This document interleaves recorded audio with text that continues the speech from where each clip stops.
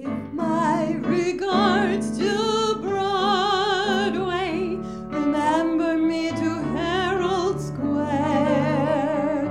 Tell all the gang at 42nd Street that I will soon be there. Whisper of how I'm yearning to mingle with the old-time throng. Give my regards to old Broadway and say that I'll be there along.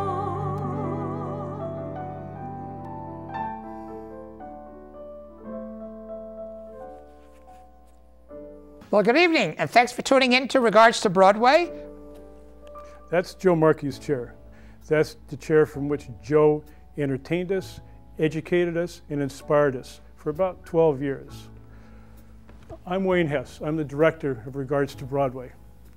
Together, Joe and I brought you something like 200 shows spotlighting the magic of performing arts and performing artists. This, I'm sad to say, is our final show. We lost Joe on April 3rd. Joe leaves behind a tight-knit, loving family, an army of friends and fans, and a legacy of positive impact on all of our lives and on our world. Joe's enthusiasm was boundless and contagious. He was relentless in encouraging and inspiring others to pursue their dreams and reach for the stars. We will always remember Joe and his inspiration. We had great shows, good shows, and the kind of shows you just laugh about later. I didn't know I was going to make it here tonight. I was at an Amish rave, and thank God it ended at sundown. He'd give anyone a chance to showcase their talent on his show. We even had a lady with puppets made of discarded cloth and paper who produced puppet shows about hot social issues. Joe started as a guest on Break a Leg with Gordon Hultberg, and then became co-host. Gordon moved to Utah, and Joe took over the show.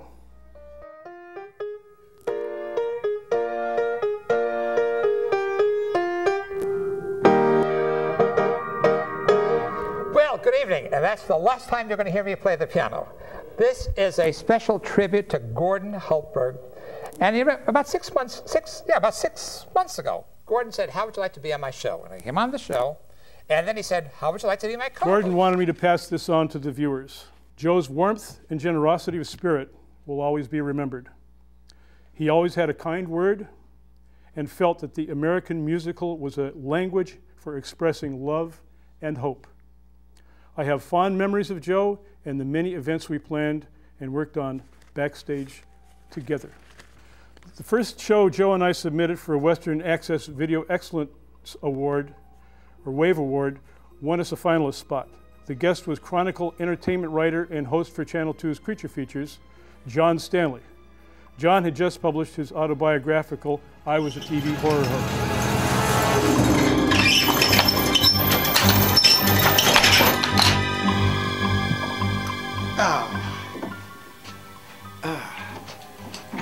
Walk this way. Hey, I'm not gonna fall for that old vaudeville gag. This way. That's better.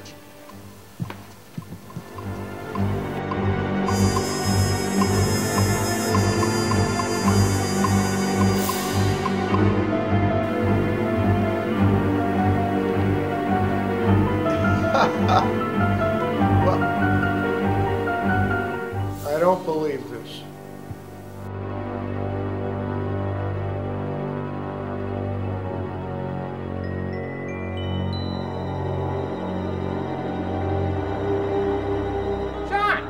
Here.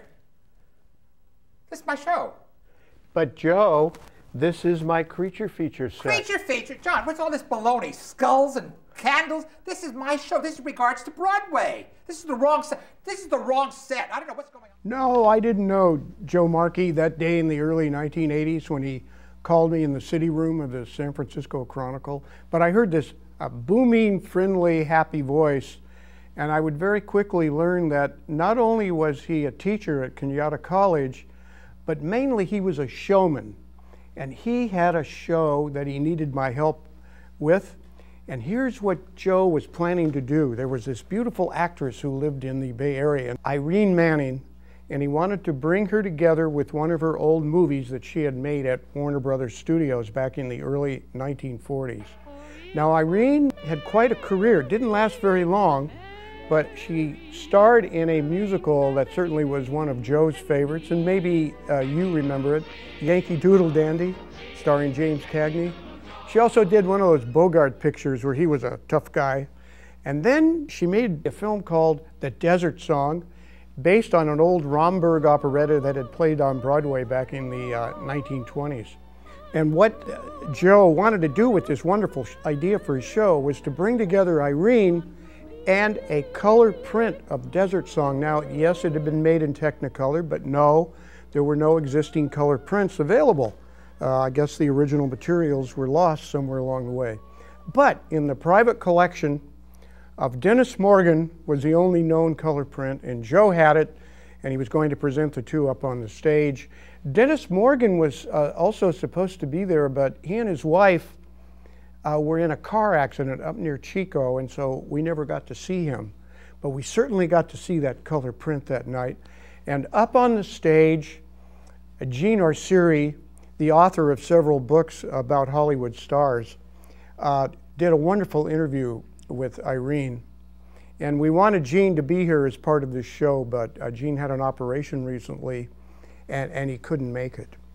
Now, the other thing I wanted to tell you about Joe, and this is not really known too much about him, he went to work for an elder hostel. Today, elder hostel is called Rhodes Scholar, but back then, it was a nationwide company based out of Boston that prepared shows for our senior citizens. And there was a franchise held by David and Pat Kleinberg here in the Bay Area called Bay Area Classic Learning. And around 1994, Joe went to work for them. He even went to work for them before I did. I came along a year or so later.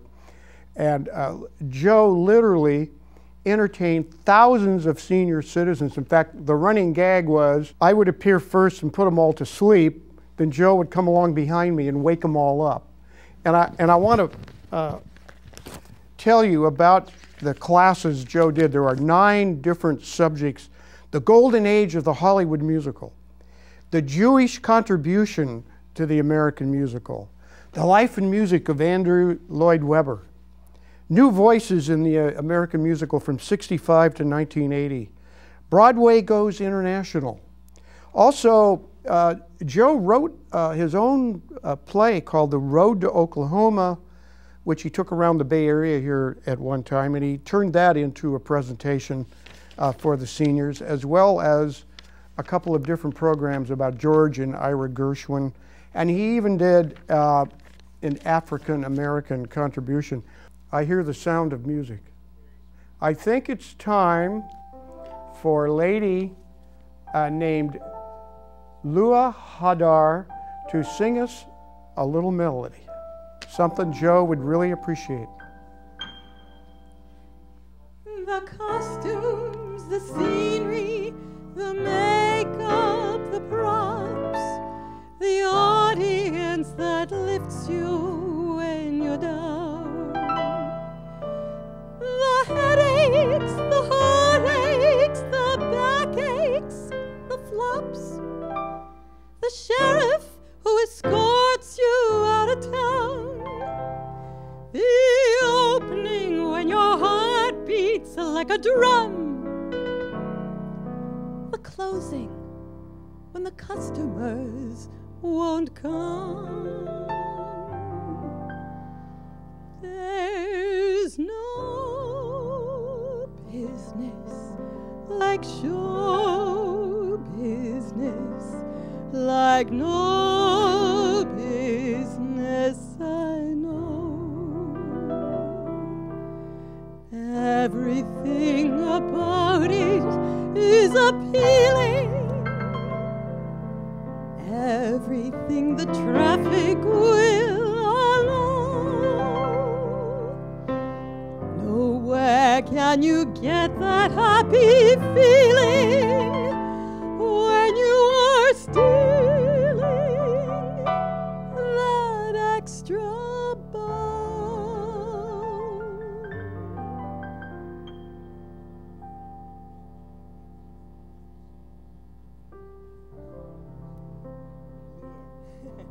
Certainly know the language of song, but they tell me you sing in 5 different languages, not including English. That would make 6. Yes. French, Italian, Spanish, German. Yes, actually I do sing in German, and just added Japanese and Portuguese and Malagasy, the language of Madagascar, in our most recent CD. Well, you sing, you go all over the world with your group Twist. A little bit. I'd like to do a lot more. I always think of that musical number from 1964. Let's twist again, like we did. You've given it more of an international concept now. Yes, it's because with my band I like to take standards and twist them into something different. I have a feeling this program's got to have a twist ending before it's over. Who knows? Anyway, I wanted to talk to you about your relationship with Joe. I know you were a guest on the show, what, about 3-4 years ago? Yeah, the first time I was on the show was in 2009. And I was booked onto the show by a publicist because I was doing a show called French Connection at the Raz Room. Wow. And so I came on. I think what our viewers might like to know is, the first time you met Joe, what were your thoughts about him? What do you remember about that meeting?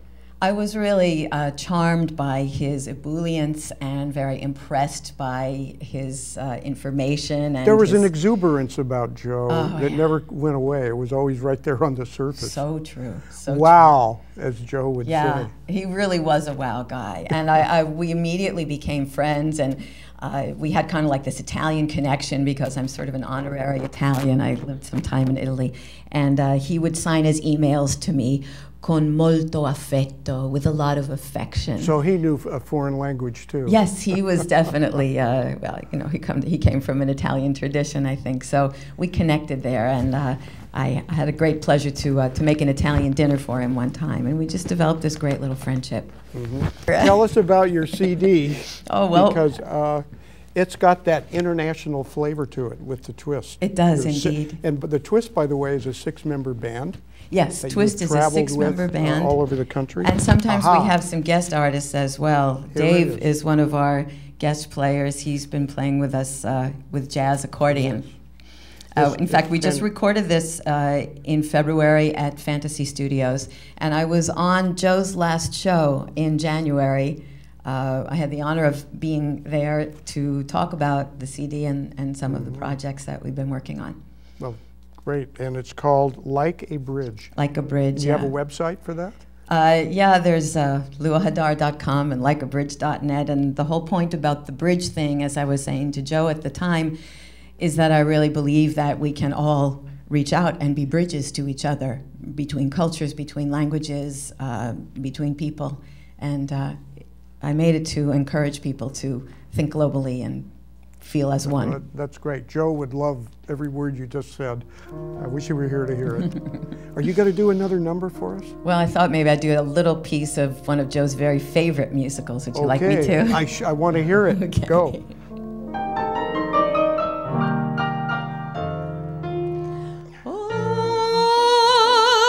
Oklahoma, where the wind comes sweeping down the plains, and the waving wheat can sure smell sweet when the wind comes right behind the rain. Oklahoma, every night my honey lamb and I sit alone and talk and watch a hawk making lazy circles in the sky. Hey, all you Joe Marchi fans out there. I want you to meet the president of the San Francisco Bay Area Theater Critics Circle, Shelley Hogarty. Shelley, you're a new president. You just took over recently, correct? I took over almost a year ago with Joe's encouragement. Well, Joe had representatives from the Theater Circle on here quite a bit. Mm-hmm. Well, Joe was... It was an important organization to him. Well, it was.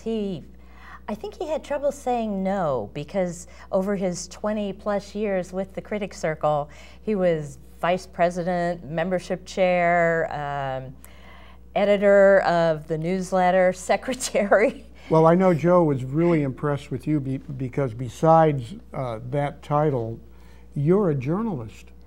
I am a journalist. With the Orinda newspaper. The Orinda News, and I also write reviews for the Contra Costa Times.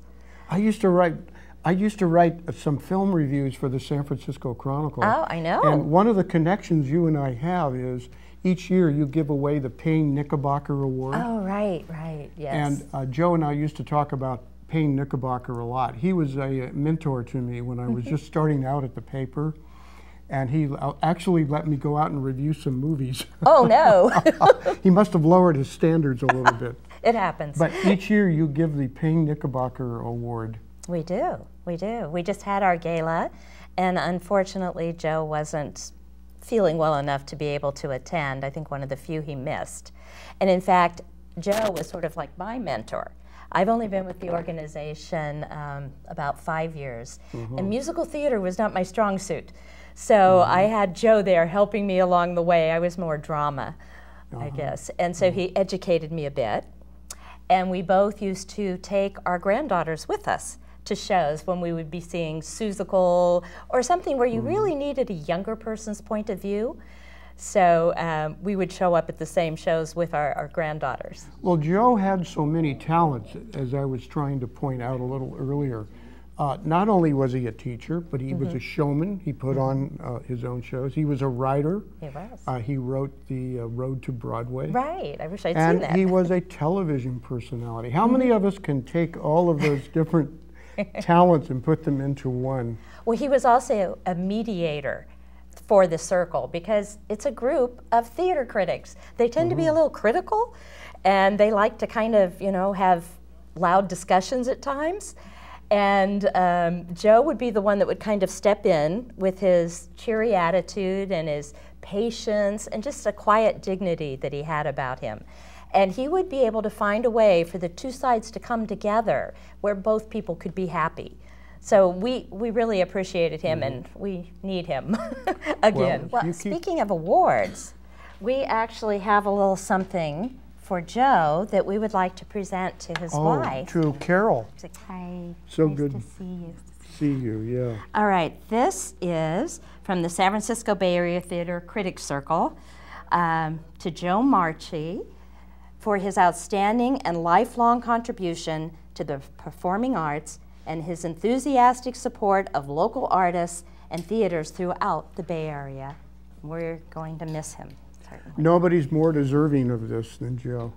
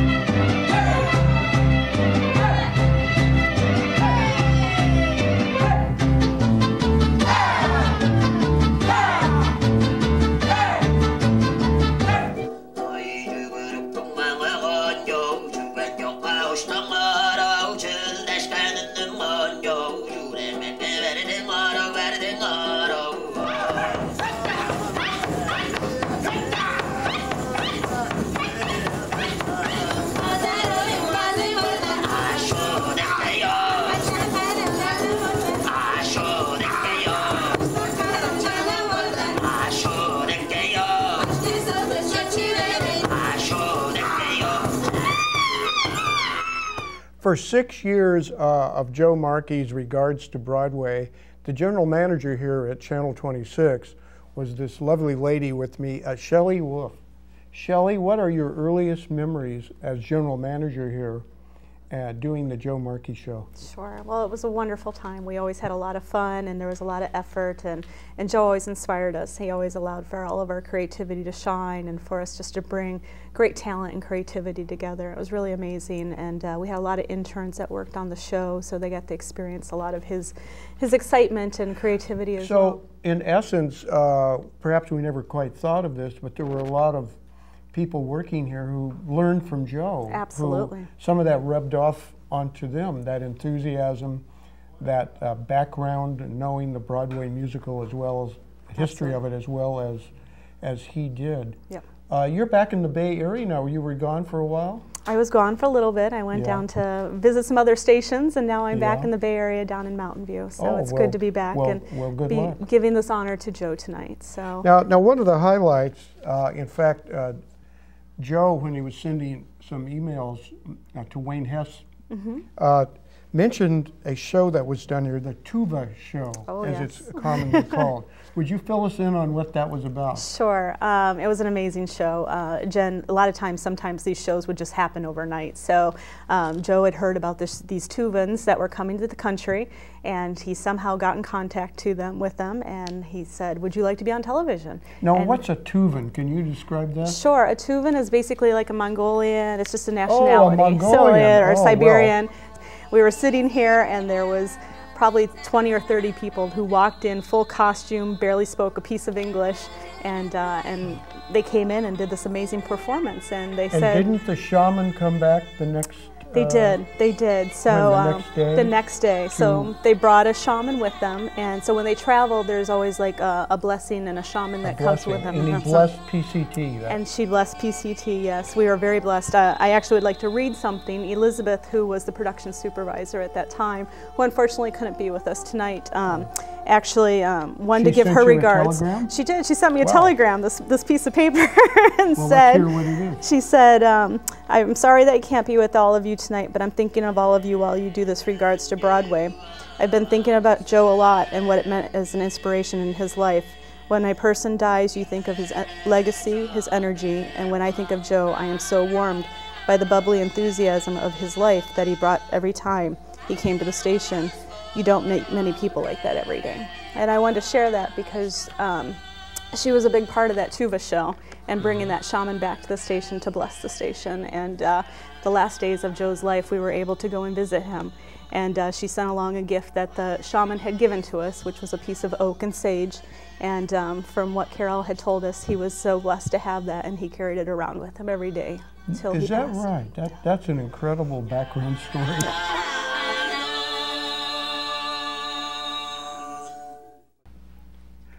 I want you to meet someone who worked with Joe Marchi for the past 6 years, Marty Anaya. Marty, what are your first memories of Joe? You came in after the show had already started. What was your initial reaction? Well, Joe's one of these kind of guys that, you know, as your previous guests have said, just a bubbly, effervescent type of an individual. Well, as the new general manager, you must have been very happy that you had a show of this quality. Joe, my gosh. I think, wouldn't you agree, Joe was able to bring production quality with Wayne Hess's help?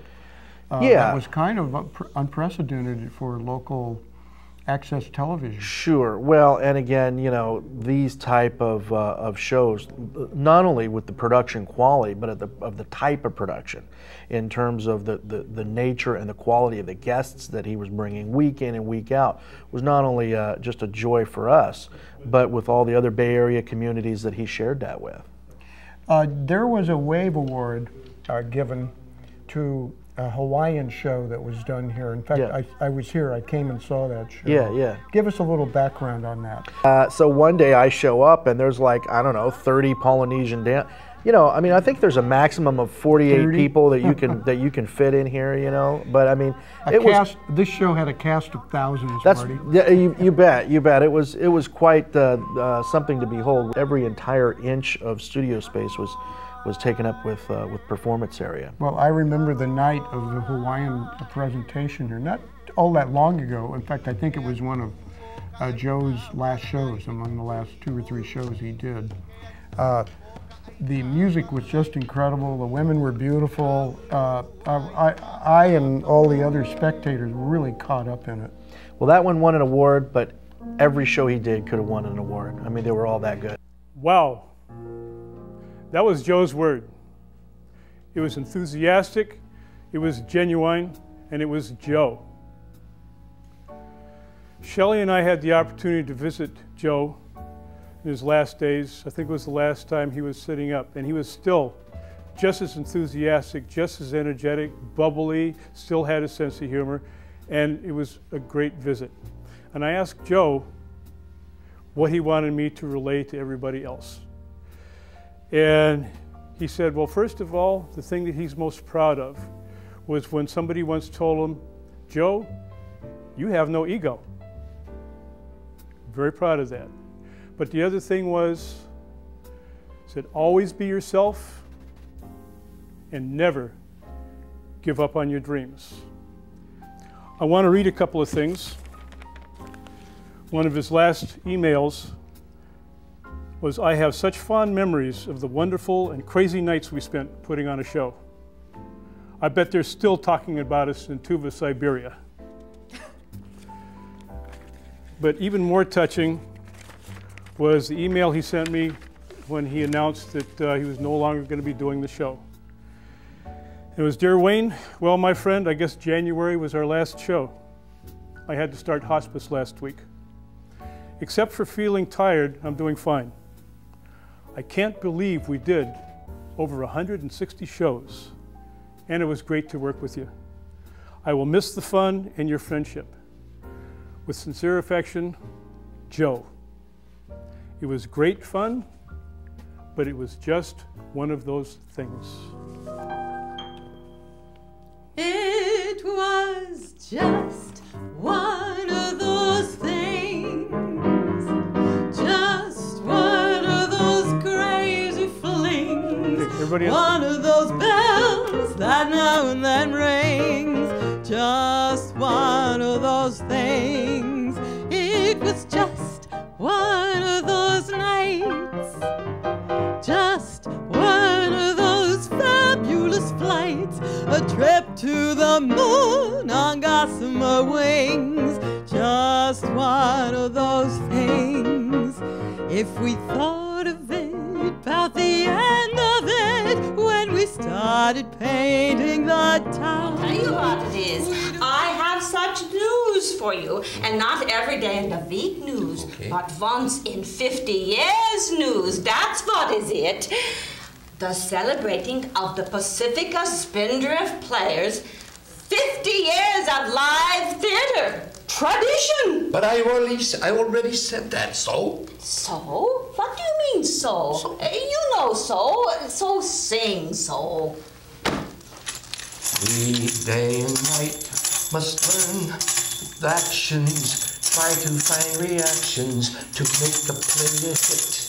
And we have the job of doing all directions, blocking all the sections, making them to fit. We do this by tradition, the Pacifica Spindrift Players of tradition. John and Ken, so wonderful to see you and have you here. And that was the most sensational opening we've had of this show ever. Wow. Thank you so much. Just one of those things.